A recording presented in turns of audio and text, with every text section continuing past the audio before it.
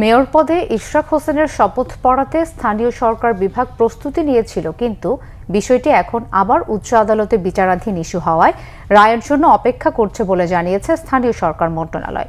মঙ্গলবার স্থানীয় সরকার, পল্লী উন্নয়ন ও সমবায় মন্ত্রণালয়ের জনসংযোগ কর্মকর্তা মোহাম্মদ সালাউদ্দিন স্বাক্ষরিত এক প্রেস বিজ্ঞপ্তিতে জানানো হয়েছে, 22 মে হাইকোর্টে দায়ের করা একটি রিট খারিজ হওয়ার পর মেয়র হিসেবে ইশরাক হোসেনকে শপথ পড়াতে স্থানীয় সরকার বিভাগ প্রয়োজনীয় প্রস্তুতি গ্রহণ করেছিল। কিন্তু শপথ পড়াতে 25 মে ইশরাক হোসেন নিজেই তার আইনজীবীর মাধ্যমে একটি রিট পিটিশন দাখিল করেন।